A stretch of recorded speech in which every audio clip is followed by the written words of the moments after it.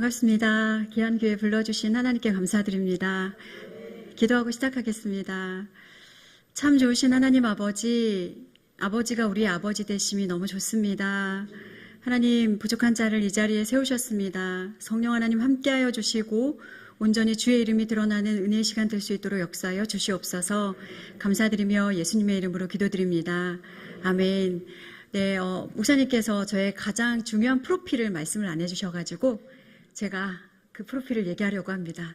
저는 사남매 엄마입니다. 네, 별로 안 놀라시네요. 다 기본 넷은 다 키우시나 봐요. 네, 아멘. 하나님께서 믿음의 자녀를 주시고 저희가 넷째를 가졌을 때 양가의 분위기가 똑같았습니다. 저희 이제 어머님께 제가 아주 해맑게 가서 어머니 저희 넷째 가졌어요 이렇게 말씀을 드렸는데 저희 어머니가 저를 위아래로 이렇게 훑어보시더니 조용히 저희 남편의 손을 잡고 주방으로 들어가셨습니다. 그리고 정확하게 10초 후에 등짝을 후려치는 소리가 들리셨어요. 그리고 나오셔서 니네 어떡하려고 자꾸 낳니? 어떡하려고 낳니? 이렇게 얘기를 하셨습니다. 저희 아버지 어머니는 지방에 계셔서 전화를 드리면서 저희 넷째 가졌어요 또 해맑게 말씀을 드렸더니 저희 아버지가 한동안 말씀이 없으신 거예요. 그러더니 이제 저희 남편 이름을 부르면서 이 땡땡땡땡땡땡아 땡땡땡땡땡땡땡 입에 담을 수 없는 육두문자를 날리시면서 세상에 제일 나쁜 놈이다라고 하시면서 끊으셨어요. 그리고 저희 어머니는 한 2달 동안 연락을 끊으시는 거예요. 그래서 저희가 무슨 불륜을 저지른 것도 아니고 요즘처럼 안 낳는 세대에 넷을 낳겠다는데 왜 저렇게 다들 축복해 주시고 격려해 주시지는 못할 망정 이렇게 힘들어 하실까. 근데 제가 이제 너무 서운해서 저희 어머니에게 이제 카톡을 이렇게 장문을 써서 엄마에게 보냈는데 저희 엄마가 2배 상응하는 카톡을 보내왔는데 제가 첫 문장을 읽고 그냥 울어버렸습니다. 첫 문장이 뭐였냐면 이 세상에서 내 딸 고생하는 거 좋아할 엄마가 어디 있니? 이제 손주를 많이 낳는 것. 저는 저희 오빠랑 둘이 컸는데요. 저희 오빠와 저희 사이에서 7남매를 7손주를 두셨어요. 그래서 그러다 보니까 이제 내 딸 고생하는 거 보이셔서 저희 어머니 마음이 되게 아프셨던 것 같아요. 그런데 저희가 환경과 상황을 바라보면 4명의 아이를 감히 낳을 수가 없습니다. 그러나 제가 붙들고 의지했던 말씀은 여러분이 잘 알고 있는 말씀 시편 127편 3절 말씀에 보면요. 보라 자식들은 여호와의 기업이요 태의 열매는 그의 상급이로다. 아멘. 네, 아멘 나올 때까지요.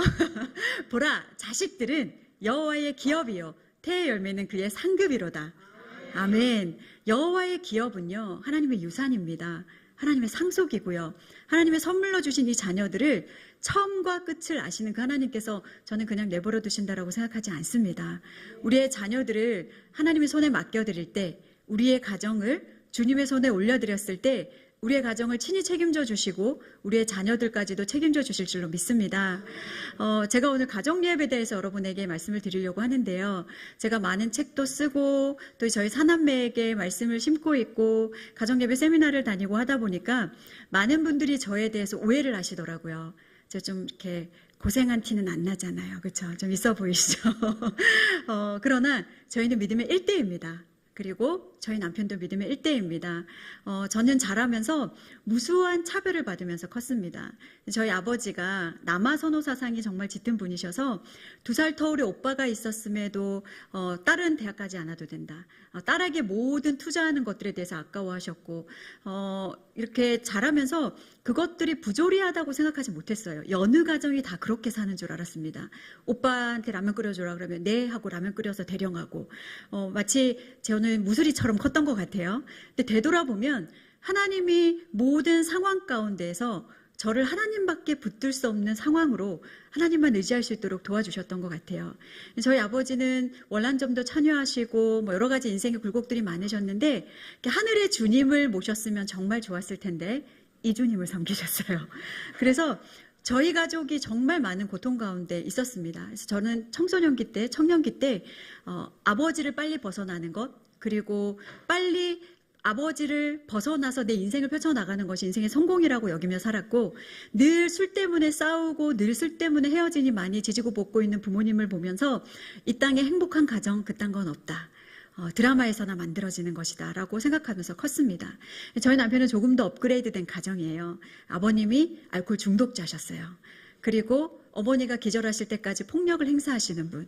근데 저희 남편의 어릴 때 기억은 쓰러져 있는 어머니, 가지두고가 떨쳐져 있는 그 모든 환경 속에서 어머니가 살았는지 죽었는지 숨소리를 들어보는 것. 그리고 늘 안식처가 교회였었다 보니까 저희 남편이 청소년 청년기 때 별명이 있었더라고요. 사찰 집사였습니다. 교회에서 늘 먹고 자면서 그렇게 생활했던 것 같아요. 이렇게 믿음의 일대와 믿음의 일대가 결핍이 많고 중독과 폭력 과정에서 자랐습니다. 그런데 하나님은요, 상한 갈대를 꺾지 않으시고 꺼져가는 등불을 끄지 않으시는 분이시더라고요. 여러분, 복음의 능력이 있는 줄로 믿습니다. 저희가 자라면서 육신의 아버지로부터는 많은 사랑을 받지 못했습니다. 수많은 결핍의 구멍이 저희들을 뚫렸고 저희는 가정에 대한 소망, 인생에 대한 소망이 없이 자랐지만 예수 그리스도 한 분을 붙들었을 때, 그 복음의 능력을 경험했을 때 모든 가게 흐르는 저주가 떠나가고 온전히 하나님의 사랑으로 채워지는 은혜를 경험하게 되었습니다.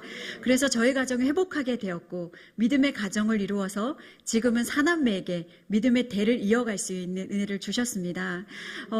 저는 첫 아이가 16개월 되었을 때부터 이 아이에게 말씀을 먹이기 시작했어요.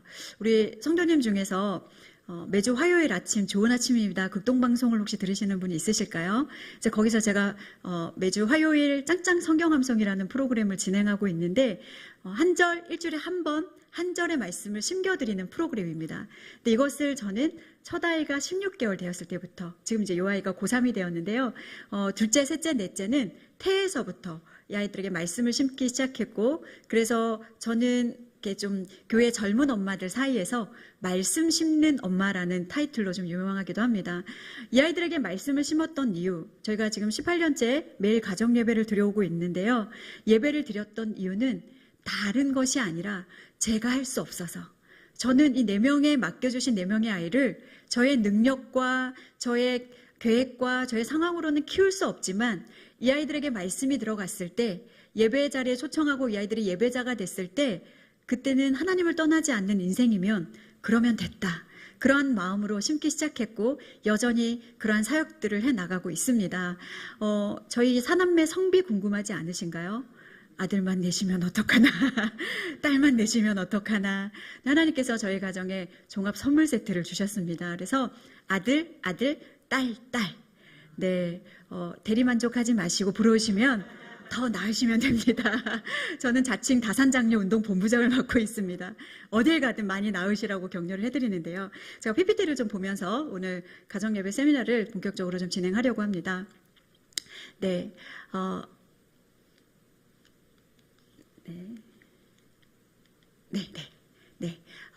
가정예배를 잘 드리고 계시죠? 네, 우리 가정예배 드리시는 성도님들 손들라 그러면 안 되실 거니까 우리 엄지발가락 한번 들어볼까요? 네, 많은 분들이 가정예배를 사모하시리라고 생각됩니다. 저희도 처음부터 가정예배를 잘 드렸던 가정은 아닙니다. 저는 이제 아무리 바빠도 가정예배라는 책을 통해서 우리의 가정예배는 희로애락의 터널을 지나왔다라고 제가 얘기할 정도로 정말 기쁜 일들도 많았고 슬픈 일들도 많았고요. 화나는 일들도 많았고요. 포기하고 싶을 때가 한두 번이 아니었지만 매일 그 예배의 자리를 지키며 나아갔을 때 하나님 주신 놀라운 은혜들이 있었습니다. 그 은혜를 여러분과 좀 나누려고 하는데요. 가정은 어떤 곳인가요? 우리는 가정은 사회에서 가장 기본적이고 기초적인 단위일 뿐만 아니라 교회 안에서는 천국을 경험할 수 있는 유일한 공간, 공동체라고 얘기를 합니다. 과연 왜 그럴까요? 저는 자라면서 가정 안에서 행복이라는 것, 가정 안에서 화목이라는 것을 보지 못하고 자랐습니다. 늘 싸우시는 아버지, 엄마를 보면서 지금도 저에게 있는 트라우마 중에 하나가 어디서 고성으로 싸우는 음성이 들리면 심장 박동수가 빨라집니다. 가끔 저희 집 형제님들이 둘이 막 다툼이 일어나서 소리를 지르고 싸우면 그때도 제 심장이 막 요동칩니다. 그래서 얘들아, 엄마 지금 심장 박동수가 빨라져. 목소리 줄여. 이제 이렇게 얘기를 하거든요. 제 안에 어떤 상처들이 회복될 수 있었던 것, 그것이 가정 예배 안에 있었는데요. 우리가 예배를 드리는 것에 대해서 특히 가정 예배는 공적인 우리의 교회에서 드려지는 예배랑은 조금 다릅니다. 우리가 뭔가를 가르쳐야 될 것만 같고 말씀을 많이 알아야 될 것만 같고, 근데 가정 예배는 조금 편하게 모이셨으면 좋겠어요. 가정 예배는 그냥 죄인과 죄인들이 모여서 하나님을 인식하고 그분을 기념하고 기억하고 회개하고 감사하는 것만으로도 충분하다라고 말씀드리고 싶습니다. 여러분들이 가르침은요, 교회에 오셔서 목사님의 말씀을 통해서 때로는 성경 공부를 통해서 여러 가지 교육을 통해서 가르침을 받으시면 되고요. 가정 예배 안에서는 그냥 하나님을 알아가는 것만으로도 충분합니다. 저희는 남편이 목사님이지만 18년의 예배 가운데 단 한 번도 가정 예배 시간에 설교를 한 적이 없습니다. 그러면 가정 예배 시간에 모여서 뭘 할까요? 과연 계급장 다 떼고 만나요.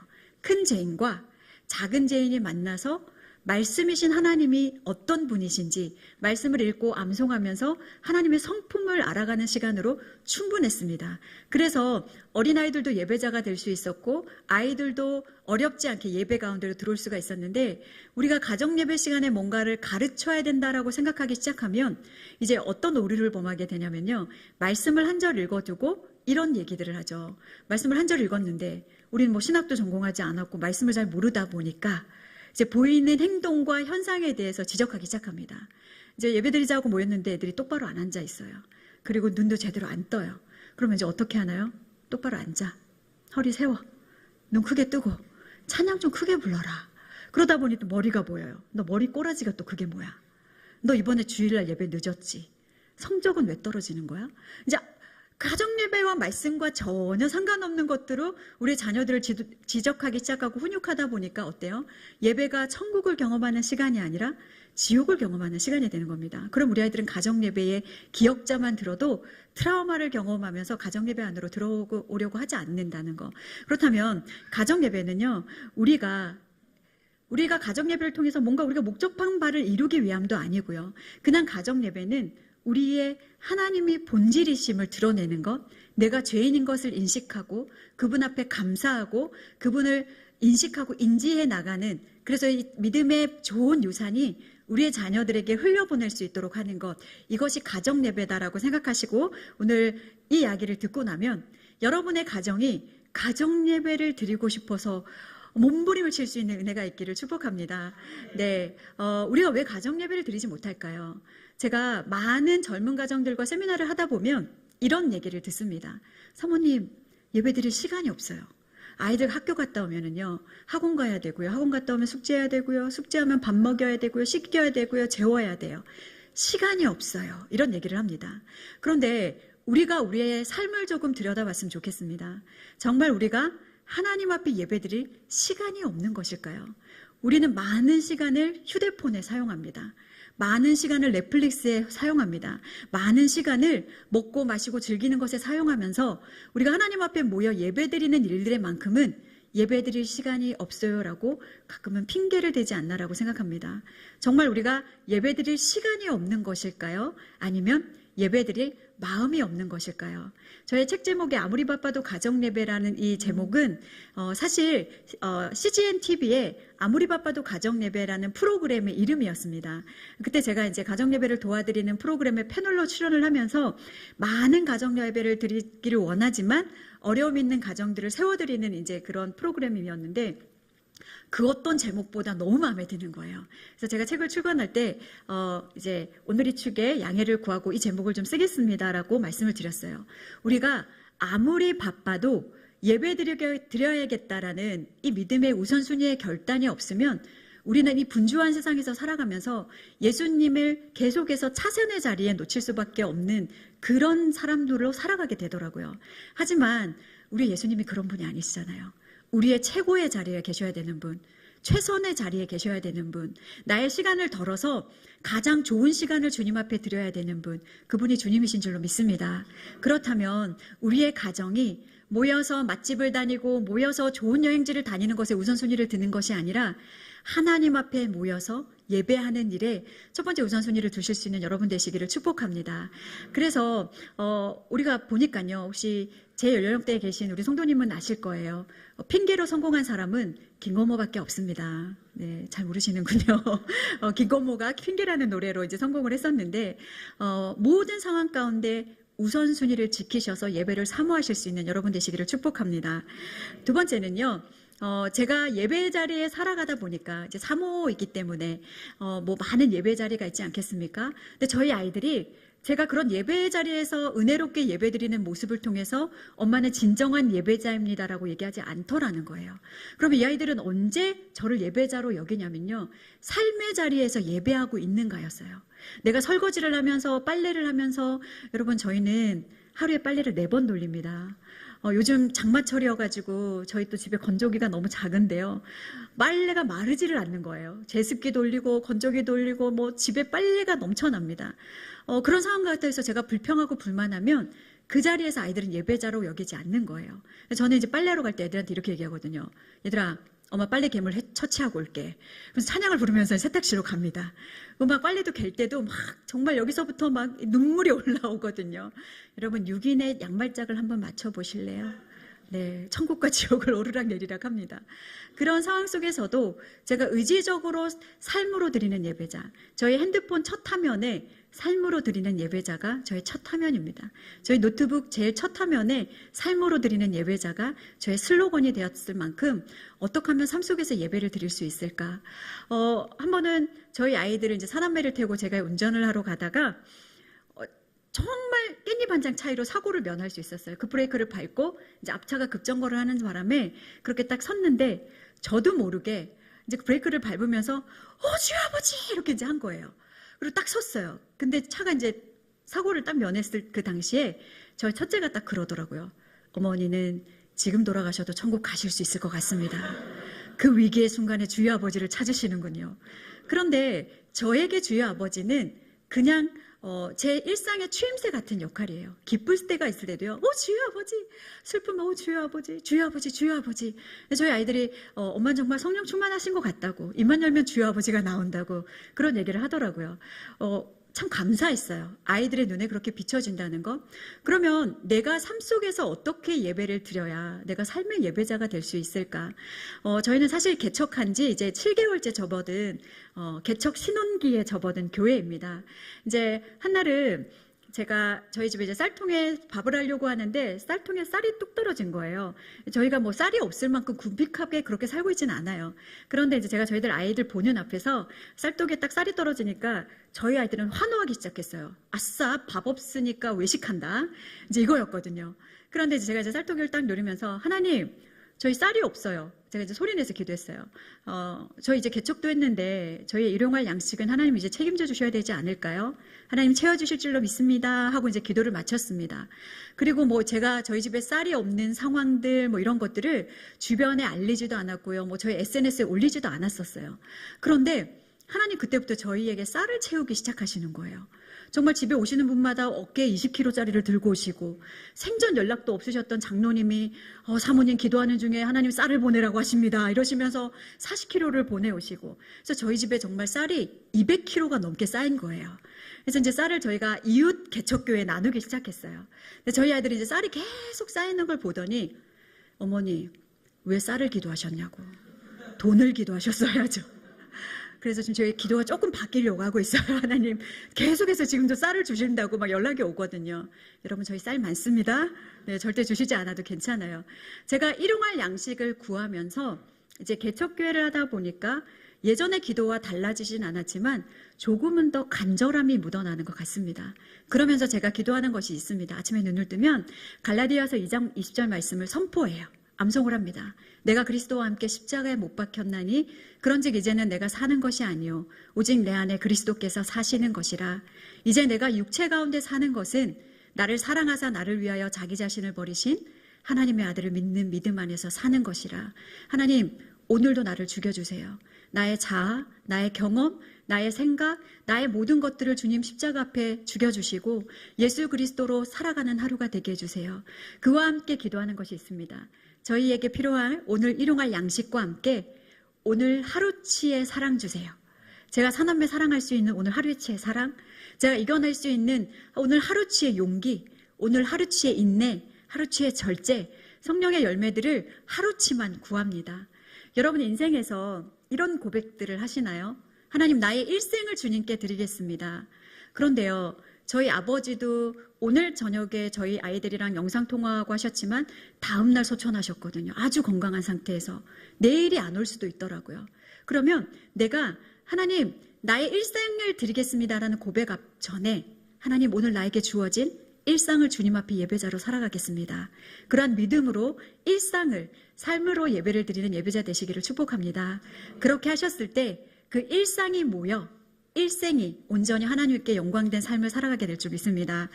네, 저희 집에는 이제 아이들이 어릴 때부터 예배를 드려왔어요. 저희 첫째 아이가 16개월 되었을 때부터 그 예배 자리를 지켜왔고 지금 이렇게 18년이라는 시간이 지났지만 여전히 예배 드리고 있습니다.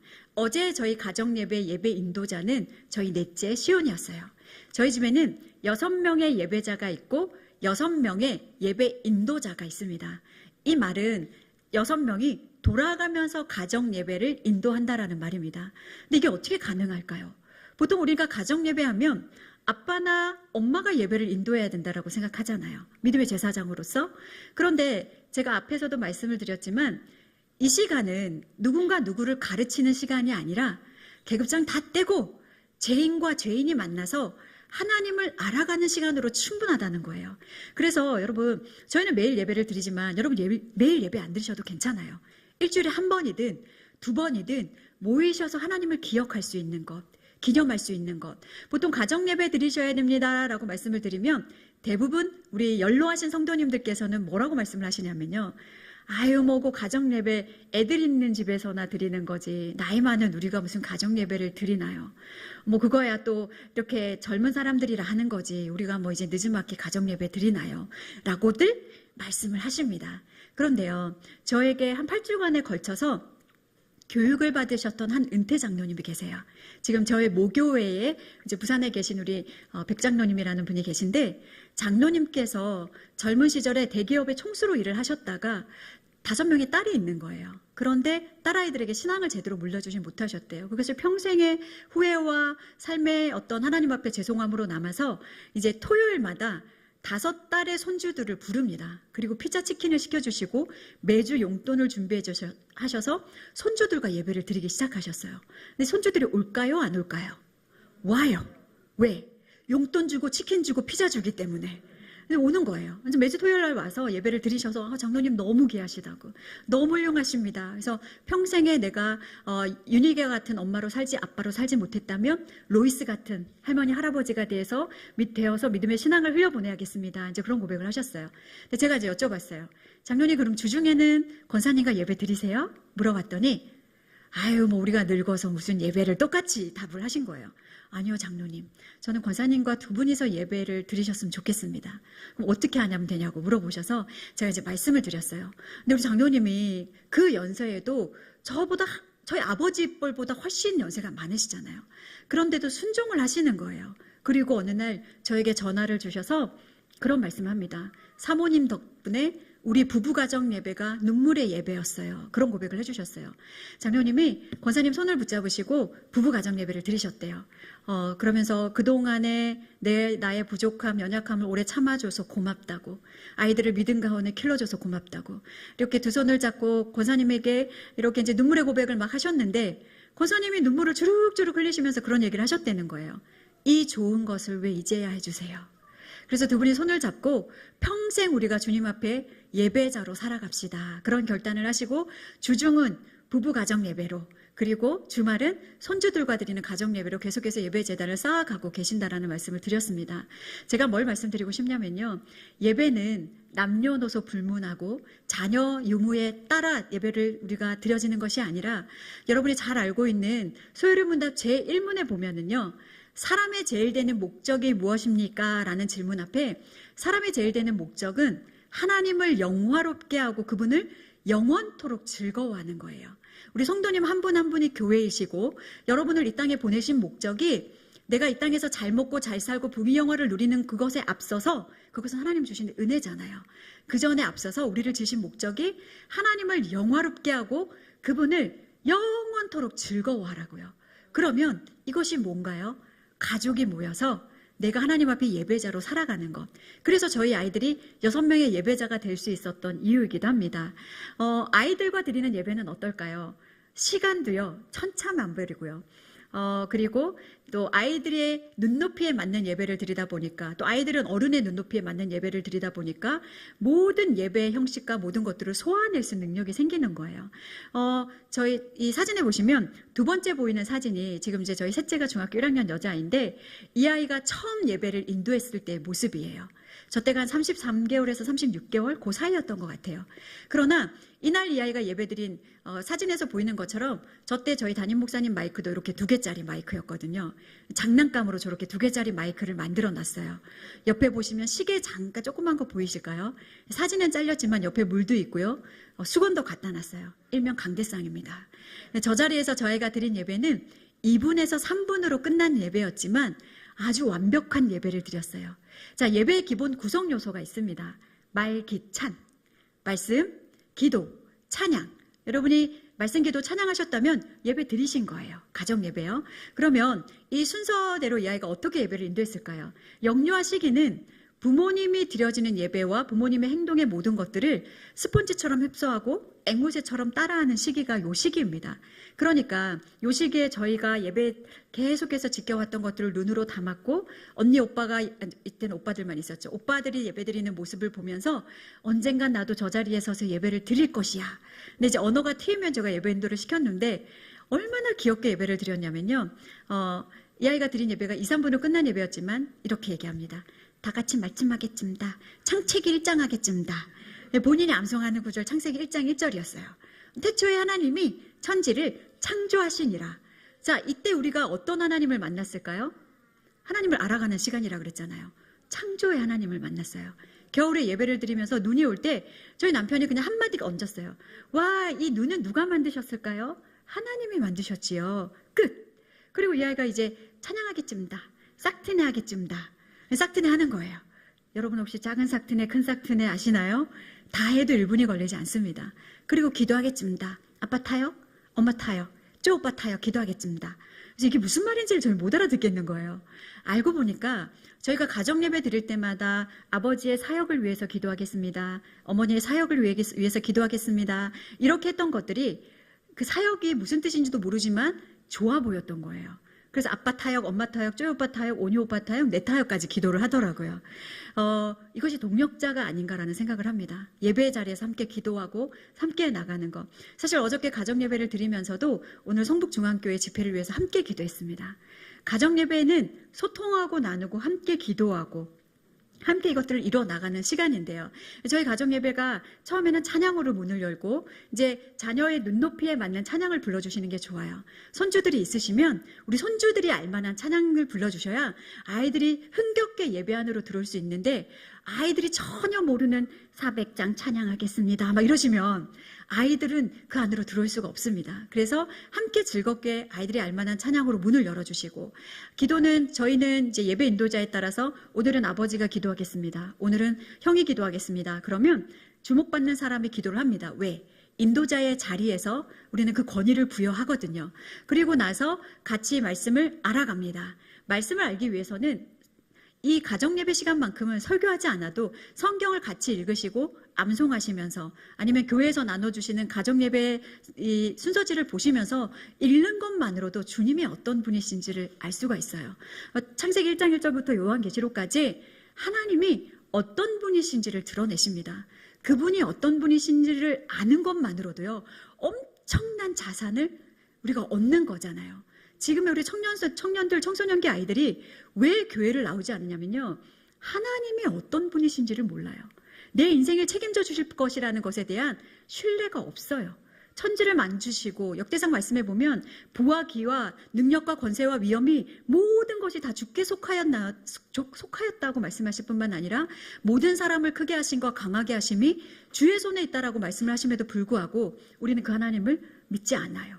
하나님이 어떤 분이신지를 모르기 때문에. 그래서 가정예배 시간에 계속해서 너에게 하나님은 어떤 분이신지에 대해서, 우리의 하나님이 어떤 분이신지 계속해서 믿음으로 고백을 하는 시간입니다. 그리고 중보기도 하고, 이제 저희도 주기도문하고, 남편이 예배 인도할 때만 축도를 받습니다. 그런데 저희 집에는 아이들이 공예배를, 저희는 이제 또 목회자 자녀이다 보니까 뭐 수요예배, 금요예배, 모든 오후 예배를 다 참석하지 않았겠습니까? 그걸 보면서 아이들이 예배 안에 있었던 다양한 프로그램들을 저희 가정으로 가지고 오기 시작하더라고요. 가정 예배 시간에. 그래서 저희 가정에 생기기 시작했던 이제 순서들이 특순 시간이 있었습니다. 교회에서 누군가 나와서 특순을 하시면 그걸 보고 와서 집에서 악기를 다루지 못하지만 입으로 징징거리면서 특순을 하고요. 율동으로 특순을 하고요.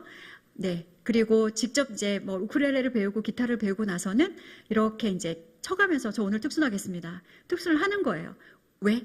하나님 앞에 그분을 영화롭게 하고 그분을 즐거워하기 위해서.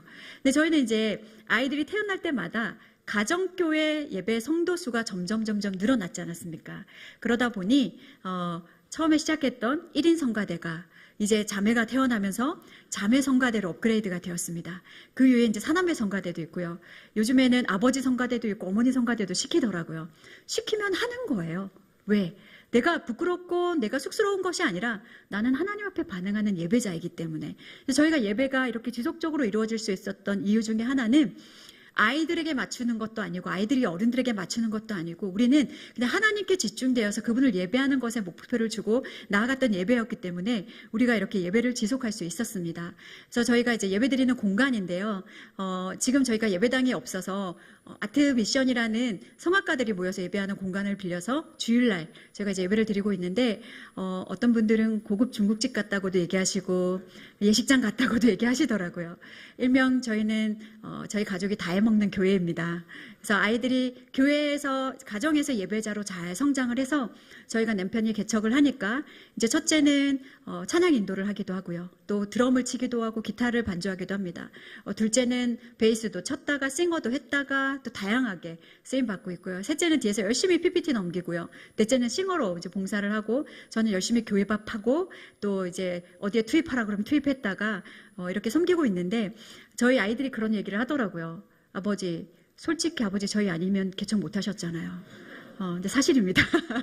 아이들이 일당백을 다 감당해주고 있어서 살살 달래가면서 예배자로 지금 세워나가고 있는데 가정 예배가 이제는 확대되어서 저희는 교회 예배로까지 이어지면서 예배자를 찾으시는 하나님이 얼마나 기뻐하실까. 하나님이 이 아이들을 결코 내버려두지 않고 어디서 어떻게든 사용해 주실 것이라는 믿음이 있습니다.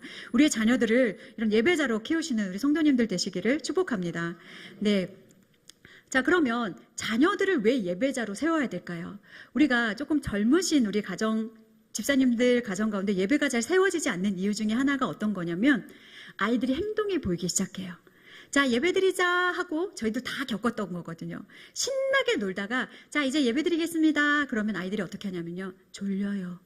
힘들어요. 피곤해요. 이제 두루눕기 시작하고 짜증을 막 부리기 시작합니다. 우리의 죄성은요. 어린아이들도 다르지 않더라고요. 그러면 뭐 넘어질 수도 있고 졸릴 수도 있어요. 그것을 우리가 그냥 그대로 이렇게 품어줘야 되는데 우리는 우리가 생각해 놓은 어떤 기준의 예배상이 있어요. 요만큼 아이들이 찬송을 불렀으면 좋겠고 요만큼 아이들이 따라왔으면 좋겠고 그 기준의 아이들이 들어오지 않으면 그때부터 화가 나기 시작합니다. 그리고 내가 지금 예배를 드리기 위해서 어떻게 포기하고 이 자리에 왔는데 니네가 예배 안으로 안 들어와? 이제 이게 안에서 이제 이게 용수순 치다 보면 어떻게 돼요?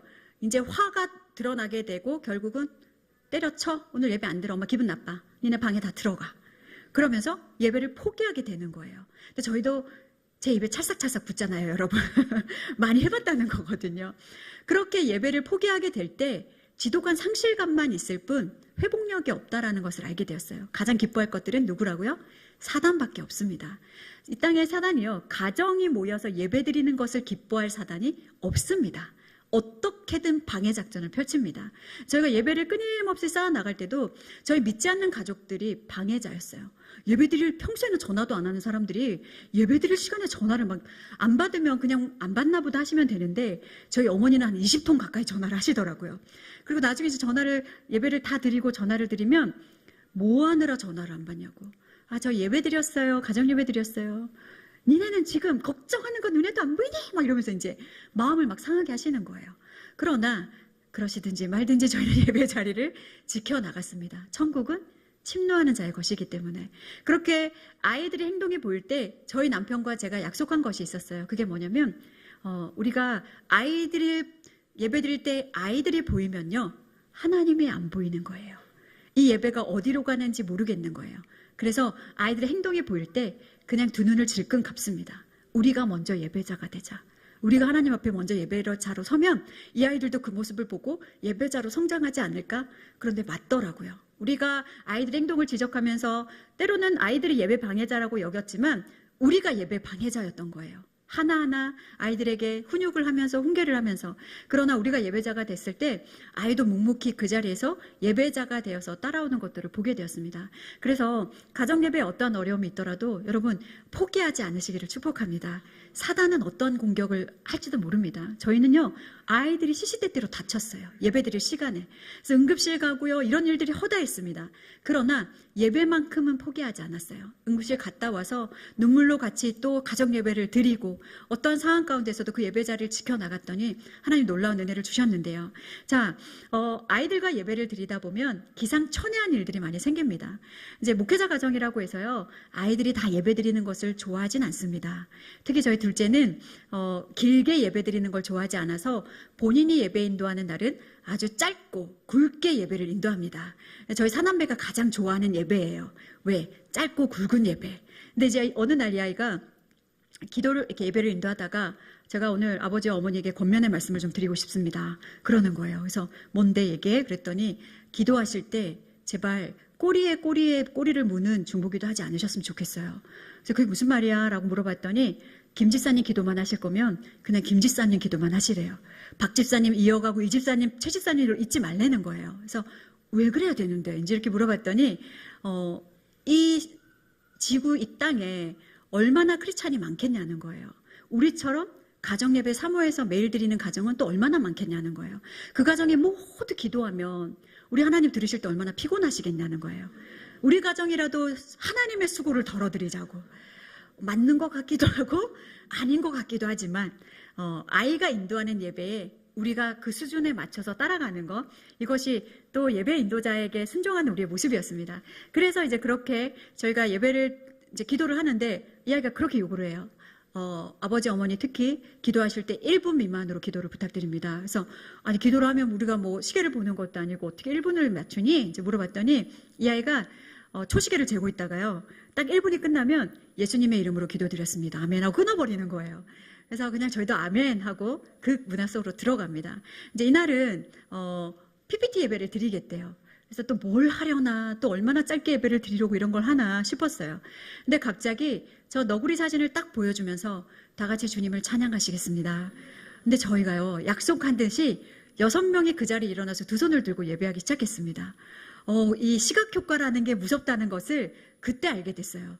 그 다음에 이 아이가 이렇게 요구합니다. 오늘 아버지께서 대표기도 하실 때에 원숭이의 모습으로 간절히 나아가시겠습니다. 근데 저희 남편이 이 모습을 했을까요? 안 했을까요? 했어요. 민망하지만 저 포즈 저대로 하나님께 간절히 기도했습니다. 왜? 안 하면 할 때까지 시키거든요.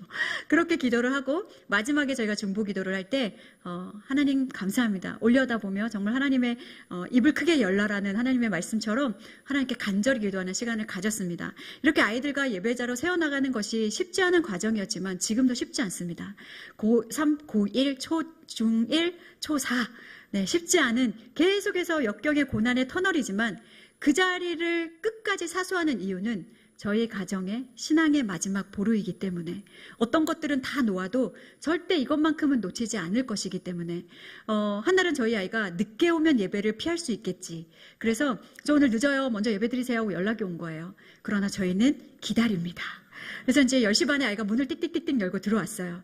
그러더니 이제 예배를 다 드렸겠다 생각했겠죠. 근데 저희가 이제 그 자리에 식탁에 앉아서 와 왔다 하고 박수를 치면서 예배 드리자 했더니 그 아이가 신발도 벗지 않은 채 이렇게 서고 저희를 째려보는 거예요.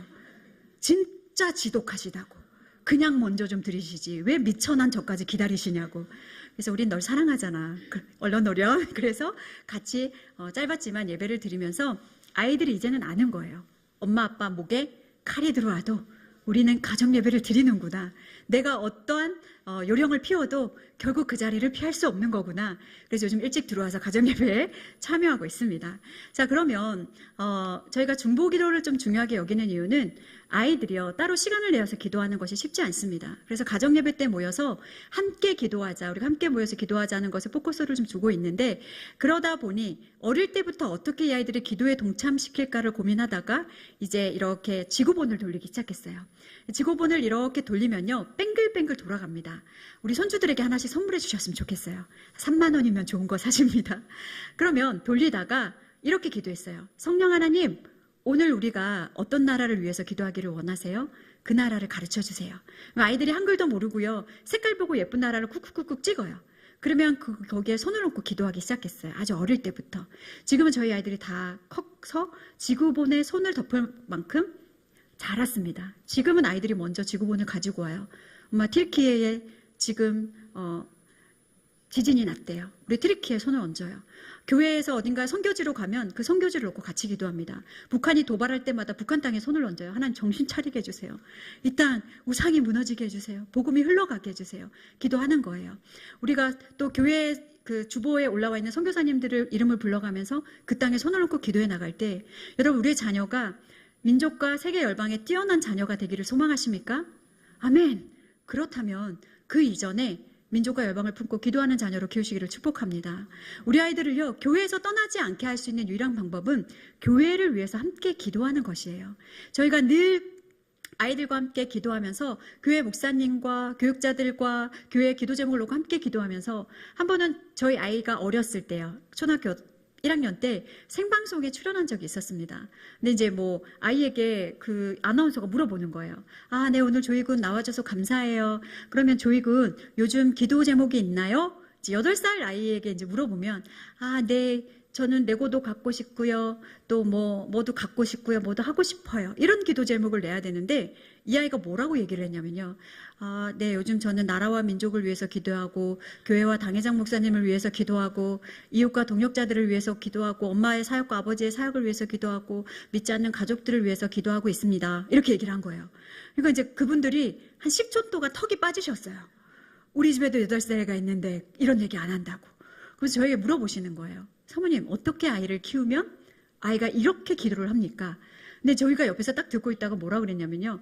그냥 가정 예배 때 기도하는 건데요. 아주 해맑게 얘기했어요. 여러분, 거룩한 습관이요, 기도의 사람을 만드는 줄로 믿습니다. 우리가 기도에 대한 자리에 우리 자녀들 초청해 주시고 기도의 자리에서 우리 애들을 맞아주실 때 아이들이 그냥 흘러가는 것이 아니라 어떠한 자리에서도 기도의 사람으로 성장하게 될 줄로 믿습니다. 네, 그러면 우리가 어떨 때 예배를 드려야 될까요? 저는 여러분들이 묻지도 따지지도 말고 예배 드려야 될 모든 상황들, 우리는 예배 드릴 수 없는 무수한 핑계를 찾지만 예배 드릴 수 있는 핑계를 찾으셨으면 좋겠어요. 그때가 가정 예배를 드려야 할 때입니다. 저희는 고난을 지날 때 정말 지금도 계속해서 고난의 연속입니다. 지금 저희가 반지하에 살아요. 그런데 얼마 전에 제가 아주 재밌는 얘기를 들었어요. 기도 시간에 이제 감사 기도 제목들을 나누자고 얘기했는데 저희 집 화장실은 이렇게 계단을 4개를 올라가야 볼일을 볼 수 있는 곳입니다. 왜냐하면 반지하이고 좀 왜 그렇게 설계를 했는지 모르겠지만 여러분이 혹시 그 기생충이라는 영화를 보셨으면 이렇게 좀 높이 있는, 그래서 저희는 그 변기를 뭐라고 불렀냐면 보좌 변기라고 불렀습니다. 이렇게 내려다 보이는. 그래서 이제 우리는 보좌 변기에서 우리 볼일 보잖아? 뭐 이제 이렇게 장난스럽게 얘기를 했는데 며칠 전에 가정 예배를 드리면서 이제 감사 기도를 나누겠습니다 했는데 저희 아이가 뭐라고 얘기하냐면 자기는 자신 있게 친구들을 우리 집에 초청할 수가 있게 되는 거예요. 그래서 친구들에게 우리의 화장실을 이렇게 소개할 수 있다라고 얘기를 하면서 그것이 감사하다고 얘기를 했습니다. 뭐라고 얘기했냐면 우리 집 화장실은 복층이야. 너무 부자잖아요. 화장실이 복층이에요. 저희가 예배드리다가 얼마나 빵 터졌는지 저희 남편과 제가 너무 웃었습니다. 삶을 보면요, 정말 질이 멸렬하게 살아오는, 어떻게 보면 궁상맞아 보이고 저러면서도 무슨 행복한 척을 해. 나 같으면 저렇게 행복하지 못하겠어. 제가 며칠 전에 저희 딸아이 방에서 너무 곰팡이 냄새가 심해서 장마가 계속 지니까요, 환기를 못 지켜서 제가 정말 울면서 의지적으로 감사를 하면서 하나님, 그래도 속은 상해요. 제가 의지적으로 감사는 할게요. 그러나 속상한 건 속상한 거예요, 하나님. 이제 이렇게 푸념을 했었는데 저희가 아이들이 자존감이 낮지 않고 어떤 상황 가운데서도 일어날 수 있었던 힘이 어디에 있었냐면 저희가 묻지도 따지지도 않고 무조건 감사 예배였습니다. 그래서 사진에 보시는 것처럼 저희가 교통사고가 나서 견인차에 끌려가면서 그 안에서 가정 예배를 드렸어요. 차 안에서. 얘들아, 우리 감사한 거 하나씩 나눠보자. 안 다치게 해주셔서 감사해요. 뭐 이제 하다가 와, 놀이동산 체험하게 해주셔서 감사해요. 이게 이제 끌려서 덜덜덜덜 가니까요, 무슨 그 청룡열차 타고 올라가는 느낌인 거예요. 우리가 어떤 상황 가운데서도 감사할 수 있는 것. 여러분, 기쁠 때 감사는요, 누구나 할 수 있는 감사입니다. 그러나 내가 어려운 가운데 있는 감사, 고난의 터널 가운데 있는 감사는요, 의지적으로 하지 않으면 할 수 없는 감사예요. 그러나 그 감사에 우리의 거룩한 습관이 쌓여 나갈 때, 지금 내 상황은 사망의 음침한 골짜기에 다닐지라도 내가 해를 두려워하지 않을 것은 주께서 나와 함께 하심이라. 이 고백이 우리의 고백이 되기를 소망합니다. 그래서 저희도 사실 저희 남편이 2년 전에 천국을 갈 뻔했습니다. 심장의 한쪽이 완전히 꽉 막힌 채 발견이 되었고, 이렇게 인삼뿌리처럼 내려가는 심장의 모든 혈관 중에 한쪽은 완전히 막혀 있는 상태였어요. 어떻게 살아있었나요? 라고 주치의 선생님께 여쭤봤더니 뒤쪽으로 정말 실오라기 같은 혈관 하나가 살리고 있었습니다. 지금 천국에 있었어도 무관합니다. 그런 얘기를 해주셨어요. 저희는 믿음 1대이고 공교롭게도 저희 아버지도 심근경색으로 소천을 하셨습니다. 그래서 저희 남편이 시술을 하는 날이 공교롭게도 저희 아버지의 이제 기일이었어요. 근데 저희 엄마는 청심환 먹고 들어 누우시고, 이제 저희 집은 저는 35년째 가족의 구원을 놓고 기도를 하고 있는데요. 형동이 잘못되면 내가 하나님 가만히 안 둔다. 저희 엄마가 이렇게 얘기하시는 거예요. 그럼 하나님이 있다는 걸 믿는 건데? 그러면서 저희 오빠가 그런 얘기를 하더라고요. 형동이가 잘 되면 내가 진짜 하나님이 살아계시다고 믿을게. 그래서 제가 정말 보호자 대기실에서 얼마나 간절히 기도했는지 몰라요. 하나님, 저는 물론 남편이 잘못되더라도 이제 주치의 선생님이 뭐 연명석 쓰게 하고 여러 가지 좋지 않은 사례들을 얘기하시잖아요. 어떤 상황 가운데서도 저는 감사할 용기가 준비되어 있습니다. 그러나 하나님 지금은 아닌 것 같아요. 불쌍한 인생들 구원은 해주셔야 되잖아요. 이 일들을 통해서 하나님의 이름이 드러나기를 소망합니다. 근데 이제 중간에 저희 남편이 조금 잘못되어서 뭐 중환자실 들어가니 어쩌니 막 이런 얘기를 하고, 제가 막 펑펑 울면서 집에 전화하고 저희 엄마 들어 누우시고 이런 상황들이 있었거든요. 근데 어쨌든 결과가 이제 좋게 되었어요. 그리고 이제 제가 웃으면서 전화를 했더니 저희 오빠가 이렇게 얘기하더라고요. 진짜 하나님이 있기는 있나 보네. 이렇게 하고 끄는 거예요. 제가 할렐루야. 그래서 그 순간에서도 저희는 아이들과 모여서 감사 예배로 드렸어요. 저희 아이들이 그러더라고요. 아버지 부활 감사라고. 죽었다 다시 살아나셨다고.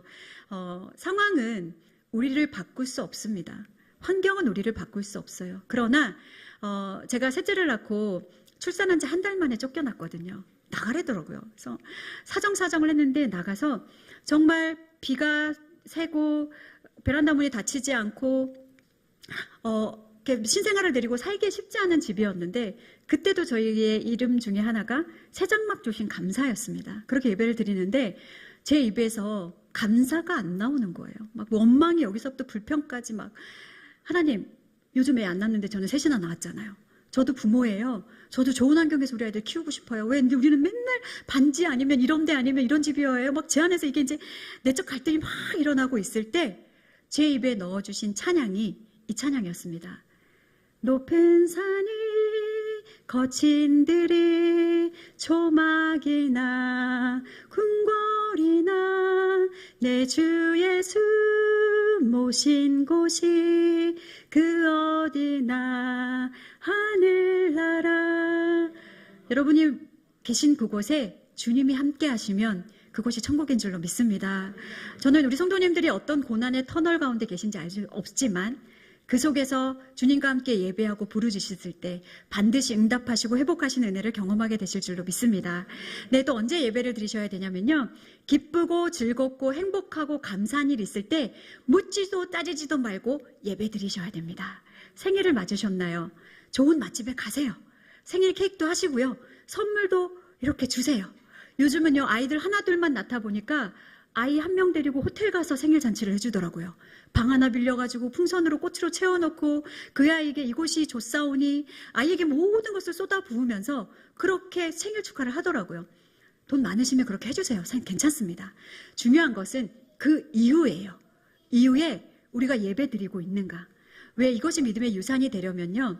어떠한 상황 가운데 있을 때 나의 나된 것은 내가 생일을 맞을 수 있는 것.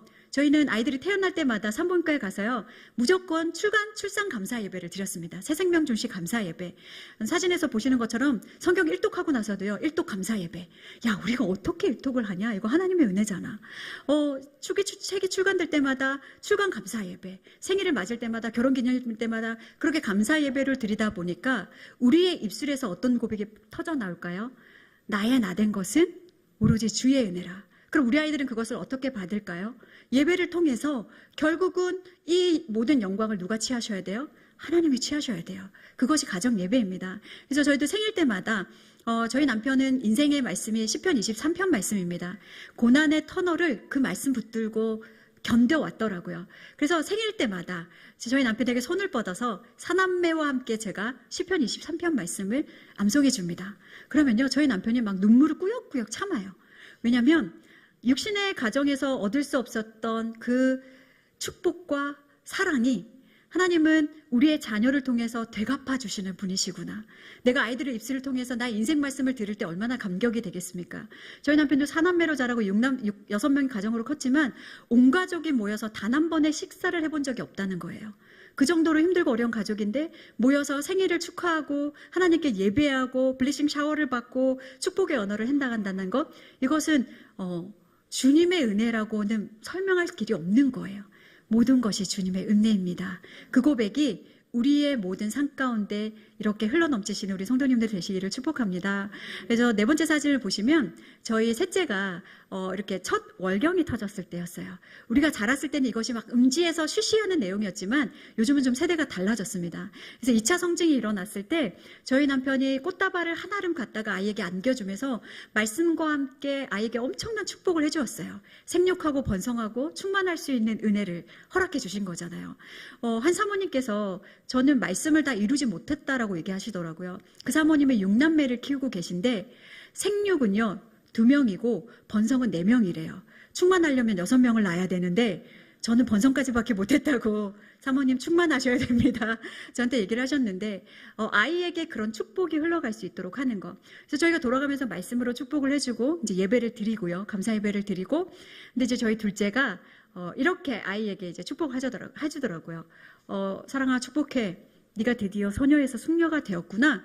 이제부터 혼전순결을 지키도록 해. 그래서 저희가 이것을 어떻게 수습을 해야 될지 몰라서 3초 동안 가만히 있다가 아멘, 좋은 축복 감사합니다. 이렇게 넘겼습니다. 어떠한 시간이든 어떠한 상황이든 위로와 소망이 있는 곳, 환대와 용서가 있는 곳, 그곳이 가정이 되었으면 좋겠습니다. 그래야 저는 가정은 고향 같은 곳이라고 생각해요. 돌아올 곳이 있는 곳. 우리 아이들이 뭔가 잘못을 저지르고 뭔가 죄 가운데 있다 할지라도 결국은 가정에 와서 오픈하고 함께 회개하고 용납하고 용서받고 사랑의 하나님을 경험하는 곳, 그곳이 가정이 되시기를 축복합니다. 마지막으로요, 예수 그리스도의 생애 주길에 따라서 교회에서 이루어지는 모든 절기를 그냥 교회 안에서만 일어나는 행사로 그쳐버리면 우리의 자녀들은요, 교회 안에서 행사로 생각할 경우가 되게 많습니다. 이것이 믿음의 유산으로 이어지려면 가정에서도 동일하게 사순절에서는요, 사순절 함께 가정 예배 드리시고, 대림절에는 대림절 예수님 모시는 그날을 기억하며 예배 드리시고, 기억하면서 계속 가르쳐 주셔야 우리가 신앙적인 중요한 의미를 부여할 뿐만 아니라 달라스 윌라드라는 사람이 의지를 변화시키는 것은 정보가 아니라 경험이래요. 가정 가운데서 드려지는 그 예배가, 반복된 하나님 앞에 드려지는 그 예배가 우리의 자녀들을 삶을 변화시킬 것이고 저희가 변한 것처럼 고스란히 그 축복을 받게 될 줄로 믿습니다. 그래서 저희도 이제 세족식을 아이들이 아빠 발을 씻기기도 하고요. 저희가 자녀들 발을 씻기기도 하는데요. 첫 번째 사진에 정말 귀여웠어요. 3살, 4살 고맘때거든요. 근데 아빠 발을 막 씻겨주면서 이렇게 기도를 해주는 거예요. 하나님 아버지 감사합니다. 우리 아빠 발에 때가 너무나 많습니다. 용처하여 주시옵소서. 막 회개 기도를 얼마나 간절히 하는지. 그러나 지금 저희 아이들이 이제 많이 자랐잖아요. 사순절에 아버지의 발을 씻겨드릴 때 하나님, 저희 아버지가 복음을 전하십니다. 목회자로 살아갑니다. 이 발을 축복해 주세요. 어딜 가나 예배가 쌓이고 말씀이 쌓이고 내가 쌓이게 해주세요. 그런 기도를 드리는 거예요. 그래서 저희도 아이들이 어릴 때부터 발을 씻겼지만 아이들이 커갈 때마다 발 사이즈가 달라지고, 저희 지금 아이들은 막 290 이렇게 신거든요. 그 발 붙들고 기도할 때 눈물이 안 날 수가 없는 거예요. 이 아이들이 살아갈 그 역경의 시간들이 불보듯 뻔한데 하나님 이 아이들과 동행해 주시지 않으면 저는 할 수 없습니다. 요한한 제가 무한하신 하나님 앞에 감히 도전할 수 없는 것. 그래서 주님, 참부모이신 주님께 이 아이들을 맡깁니다. 그것이 여러분 가정 가운데서 회복과 소망을 이루는 시간 되시기를 축복합니다. 네, 정리하겠습니다. 여러분은 지금 123호 가정 이야기를 들으셨어요. 이제 이것들을 다 잊어버리셔도 괜찮아요. 이제는 뭘 하셔야 되냐면 우리의 신앙의 성숙도가 다르고 가정의 구성원들도 다 다릅니다. 여러분 가정만의 가정 예배를 만들어 가셔야 돼요. 혹시나 남편이 아직 신앙생활을 하지 않고 계신가요? 혼자 믿음 생활 하시고 계신가요? 우리의 자녀가 아직 믿음이 덜 자라서 예배 가운데 들어오지 못하나요? 괜찮습니다. 복음의 첫 열매로 부르셨다면 그 자리가 첫 예배를 드려야 될 예배의 자리인 줄로 믿습니다. 그래서 그 자리에서 말씀 읽으시고요. 찬양하시고요. 기도하시고요. 그것이 첫 예배의 자리인 거예요. 실제로 저에게 고민을 나눠주셨던 한 권사님이 아들이 고등학교까지 신앙생활을 잘 하다가 대학교 가면서부터 신앙을 잊어버리고 청년기가 되도록 이제 하나님 앞에 돌아오지 않는 시간이 꽤 오래된 시간이었어요. 근데 남편은 먼저 소천하시고 나는 가정 예배를 드리고 싶은데 혼자서도 드릴 수 있나요? 여쭤보셔서 권사님 그럼요. 권사님 집에서 성경도 읽으시고 찬송도 하시잖아요. 기도도 하시잖아요. 매일 시간을 정해서 가정 예배로 그렇게 드리시면 됩니다. 고면을 해드렸는데 권사님이 늘 식탁에 앉아서 그렇게 예배를 드리신 거예요. 매일매일. 근데 아들은 뭘 하고 있었을까요? 옆에 거실에서 늘 TV를 봤대요.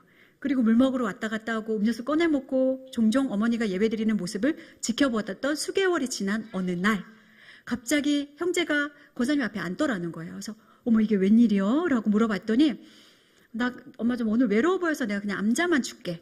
어떤 거 나한테 시키지도 말고 엄마 하는 거 하시라고. 근데 이제 권사님이 이때가 기회잖아요. 그래서 아들 손을 붙들고 정말 눈물의 강구에 눈물을 흘리신 겁니다. 근데 어떤 은혜가 있었을까요?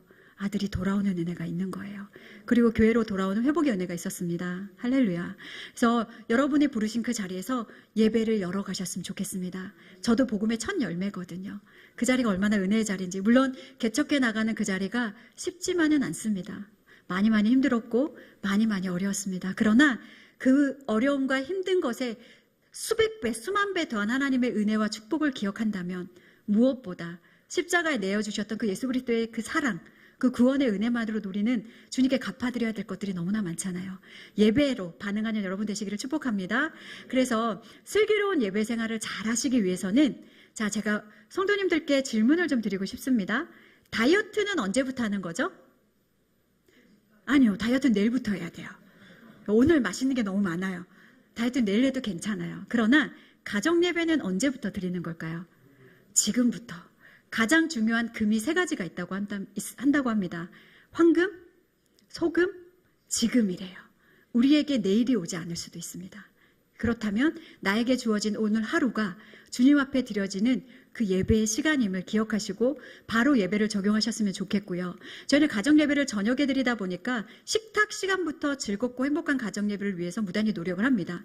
밥 먹다가 서로 지적하고 싸우다 보면요. 예배로 이어지지가 않더라고요. 그래서 어쨌든 즐겁고 행복한 식탁을 누리셨으면 좋겠고 모든 예배의 말씀과 기도는요. 나에게 먼저 적용하셔야 됩니다. 제가 어렸을 때, 아이들이 어렸을 때 했던 실수가 뭐냐면 아이들을 바꾸고 싶고 아이들을 훈육하고 싶을 때 그 말씀을 일주일 내내 반복해서 읽었어요. 자, 얘들아, 에베소서 6장 말씀 같이 암송하자. 자, 내 아버지와 어머니를 공경하라. 이것이 약속이 있는 첫 계명이니 이스로 네가 땅에서 잘되고 장수하리라. 그러면 이제 그것을 계속해서 반복했다가 아이들이 자라니까요. 바로 복수하기 시작하더라고요. 내 자녀를 노엽게 하지 말고 100번 해보겠습니다. 내 자녀를 노엽게 하지 말고 내 자녀를 노엽게 하지 말고. 말씀은 나를 조명해서 내가 죄인인 것을 깨닫게 해주는 것이 말씀입니다. 이단 JMS 보니까 성경 2000번 읽고 신이 되었더라고요. 성경을 2000번 읽으면요. 죄인이 돼요. 왜냐하면 하나님을 우리 예수님 앞에 우리는 죄인일 수밖에 없다라는 걸 깨닫게 되는데 어떻게 2000번을 읽었다고 신이 됐는지 모르겠습니다. 본인이 예수라고 하잖아요. 그러면 우리에게 주시는 그 말씀을 나에게 반응하고 이제 가끔 아이들이 변했으면 해서 어떤 기도를 해요? 하나님 이 아이가 요즘 상태가 안 좋습니다. 교회 잘 나올 수 있게 도와주시고 뭐 이런 기도를 합니다. 근데 가정예배 시간은요. 절대 서로의 헐뜯는 행동의 기도들을 하시면 안 돼요. 왜? 회개는요. 내가 하는 겁니다. 가정예배 시간은 서로를 위해서 축복 기도만 해주세요. 그래서 저희 가정 안에서도 룰이 있어요. 저희 이제 첫째, 둘째가 가끔 그러거든요. 엄마 요즘 시온이 너무 나대요. 나대지 않기를 기도해 주세요. 그런 기도 제목은 우리가 1절 기도 가운데 들어오지 않아요. 나 연약함을 위해서 본인이 먼저 요청하는 기도나 아니면 서로를 위해서 축복해 주셔야 예배 안에서 환대받고 축복받는 시간인 것들을 누릴 수가 있습니다. 이게 제대로 되지 않으면 우리 아이들은 하나님이 예배 가운데 내 죄를 까발리시고 심판하시고 정죄하시고 징계하시는 하나님으로 여길 가능성이 너무나 커요. 그래서 이때는 어금니 꽉 깨무시고 그냥 만대로 축복해 주시고 말씀으로 축복해 주시고 서로를 위해서 환영할 수 있는 그런 시간이 되시기를 축복합니다. 그리고 절대 힘들고 어려우시겠지만 훈계하고 싶고 장소리하고 싶고 이런 마음들을 꾹꾹 누르시고 내가 먼저 예배자가 되어야 되겠다라는 결단을 가지고 나아가실 때 여러분만의 예배를 다시금 우리는 언제 예배를 드릴까? 주일날 드릴까? 아니면 주중에 드릴까? 아니면 언제 드릴까? 시간은 몇 시로 할까? 오늘 가족들이 모이셔서 주일 예배 잘 들으셨으니까요. 이제 이번 한 주 살아가실 때 우리의 가정이 작은 교회로서 여러분이 한 분 한 분이 교회이고요. 가정이 또 작은 교회입니다. 그러면 여러분이 작은 교회로서의 역할을 잘 감당해 주셔야 우리 성북중앙교회가 큰 교회로서의 복음의 역할들을 온전히 감당할 수 있게 되는 거예요. 그래서 여러분이 작은 교회가 되주시기를 결단해 주실 수 있으실까요? 할렐루야. 그러면 예배 드리시기로 결단하실 줄로 믿고 구호를 한번 외쳐볼 텐데요. 제가 아무리 바빠도 하면 여러분이 가정 예배를 하실 거예요. 근데 목소리가 작으면 저 오늘 안 돌아갑니다. 네, 구호 외치는 거 되게 좋아하거든요. 목소리가 커야. 자, 제가 빨리 끝내고 여러분을 집으로 돌려드릴 텐데, 자, 아무리 바빠도 하면 여러분이 두 손을 의지적으로 가지고 가정예배 외쳐주시는 거예요. 근데 그 가정예배에는 주님, 내가 예배자가 되겠습니다. 저희 가정이 가정예배 드리겠습니다라는 믿음의 고백이에요. 큰 소리로 하셔야 됩니다. 아무리 바빠도, 에이, 아직 이 결혼한 의지가 느껴지지 않아요. 다시 한 번 더 할게요. 아무리 바빠도, 할렐루야. 제가 기도하고 마치겠습니다.